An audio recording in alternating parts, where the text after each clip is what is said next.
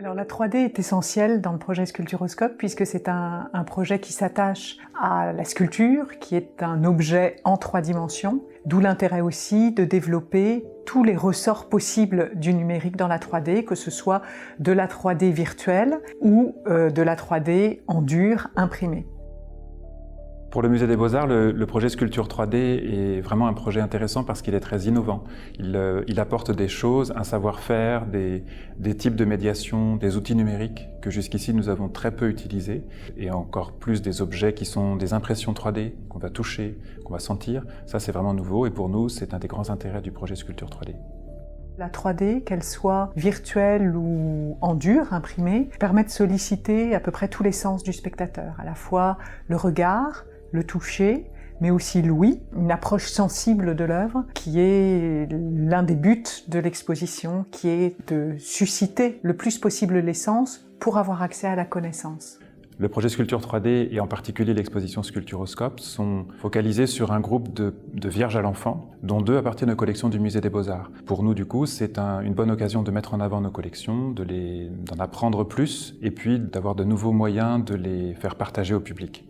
Alors l'exposition Sculpturoscope, c'est une partie du projet Sculpture 3D, qui est beaucoup plus large et dans le cadre duquel on a scanné bien d'autres œuvres et étudié bien d'autres œuvres. En revanche, Sculpturoscope est concentré sur la figure de la Vierge à l'enfant, qui dans la sculpture est une figure emblématique de la production artistique en Val-de-Loire au début de la Renaissance. Il y a une forme de spécificité régionale. C'est une iconographie qui porte des valeurs qui ont été très développées à cette période-là. Puisqu'elle véhicule ces caractères de douceur, de beauté, qui ont été attachés longtemps à la production de cette région.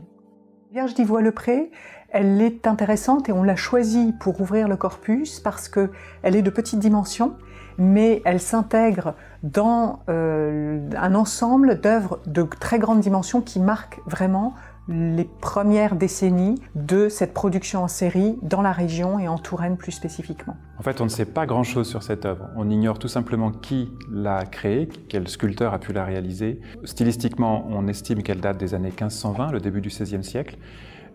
C'est visiblement une petite statue destinée à la dévotion privée. En revanche, on ne sait rien de son histoire avant 1859, date à laquelle un érudit sculpteur berrichon, Jules de Moutet, la dessine en indiquant qu'elle provient d'Ivois-le-Pré. Ensuite, elle passe par le commerce de l'art et elle est acquise en 2011 par le Musée des Beaux-Arts.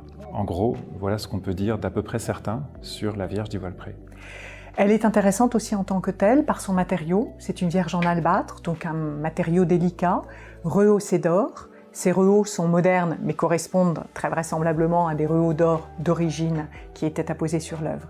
Et c'est une œuvre aussi intéressante parce qu'elle a l'air parfaitement conservée. En fait, à bien la regarder, elle a été abîmée au cours de son histoire et restaurée, notamment à l'occasion de l'exposition Tour 1500. Dans cette première salle, on peut proposer un parcours qui commence par examiner la Vierge d'Ivois-le-Pré dans ses dimensions historiques, artistiques, comment elle a été faite, comment elle a été composée, et puis mise dans le contexte d'un corpus, d'une série, puisque c'est ce que cette salle propose, comparer la Vierge d'Ivois-le-Pré avec d'autres Vierges à l'enfant, produites à la même époque, dans la même région, c'est-à-dire à la Renaissance en Val-de-Loire. Alors les impressions 3D pour la Vierge d'Ivois-le-Pré visent à la rendre quasiment manipulable. Il y a une première impression que l'on pourra toucher, mais que l'on pourra aussi soulever pour évoquer le poids de la statue.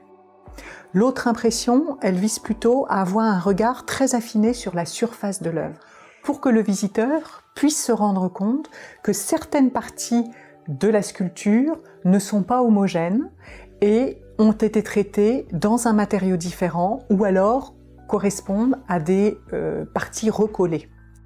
Dans cette exposition, notre ambition, notre objectif, c'est que les visiteurs commencent par regarder l'œuvre, puis utilisent les outils numériques que nous mettons à leur disposition pour pouvoir mieux revenir examiner l'œuvre avec un nouveau regard, en sachant plus et en étant mieux capables d'apprécier toutes ses qualités. Chacune des œuvres de l'exposition, les 3 vierges de l'exposition, ont chacune fait l'objet d'objets imprimés. Par rapport à la Vierge d'Ivois-le-Pré, les impressions de la Vierge de Blois visent aussi à être absolument adaptées au discours scientifique pour le rendre accessible. Il y a d'une part une impression simplement en buste de la Vierge, qui est une impression qui est tactile et sonore. Donc on pourra quasiment toucher l'œuvre en fermant les yeux pour se concentrer sur des explications de l'iconographie de l'œuvre ou de sa composition plastique. Alors la seconde impression de la Vierge de Blois est vraiment originale. Pour la première fois, on va pouvoir voir l'intérieur d'une œuvre. C'est-à-dire que c'est comme si la sculpture avait été coupée en deux, ouverte, et on découvre l'intérieur d'une œuvre qui a aussi connu des vicissitudes très fortes dans son histoire. Le but étant d'une part de s'adresser au public empêché, qu'il puisse avoir accès à tout le contenu de l'exposition, mais en fait à tout public. Donc là il y a un réel mélange des publics, une ouverture très large, par le biais des impressions 3D qui ont chacune une spécificité bien originale.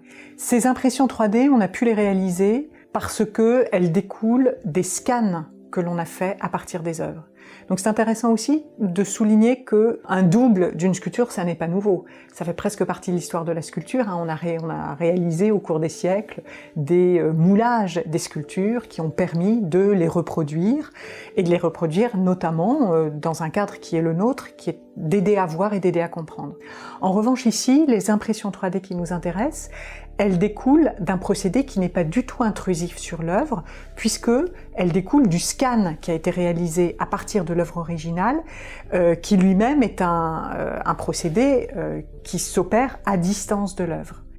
Donc ces impressions 3D, elles découlent d'une campagne beaucoup plus large de scans que l'on a réalisé dans le cadre du projet Sculpture 3D. Évidemment des scans de Vierge à l'enfant, au Louvre, les deux grandes Vierges d'Olivet et d'Écouen, la petite Vierge en albâtre. Sur site, par exemple à Mélan, on a dû faire descendre la sculpture du haut de son retable pour la scanner, mais aussi des œuvres monumentales. Et ça c'était important, et c'est l'un des volets qu'on ne voit pas dans l'exposition, mais qui est très important dans le projet. On est allé à Chartres, puisque le Tour de Chœur est en cours de restauration par la DRAC. On a pu monter sur les échafaudages en profitant de ces restaurations et scanner à l'intérieur même des scènes différentes œuvres. De même, on est allé à la cathédrale de Tours, où est conservé le tombeau des enfants de Charles VIII et d'Anne de Bretagne, qu'on a entièrement scanné et qu'on a pu là encore imprimer, et notamment l'imprimer en modèle réduit. Ce qui permet d'étudier les œuvres, de les rendre accessibles par exemple aux étudiants en cours, mais aussi de les étudier pour le chercheur sous toutes les faces. Alors une fois que le modèle a été terminé d'un point de vue numérique, on va pouvoir l'imprimer avec une imprimante 3D pour lui donner donc une forme physique réelle. Pour cela, on a utilisé dans le projet une imprimante qui est capable d'imprimer en millions de couleurs. Cette imprimante fonctionne avec de la poudre minérale. Elle vient poser des couches de poudre successives, un peu comme du plâtre, et elle vient solidifier sur chaque couche les parties qui correspondent au modèle. Donc ça commence en bas de la statue par exemple, et petit à petit, elle vient poser ses couches de poudre et donc solidifier les bords, etc. jusqu'à la tête en haut de la statue. Une fois qu'on a fait ça, on doit donc sortir la statue et la séparer de la poudre qui n'a pas été collée. Donc on vient aspirer la poudre. Et ensuite, on a plusieurs traitements à faire sur le modèle. D'abord, il faut le nettoyer complètement de la poudre pour qu'il soit tout propre.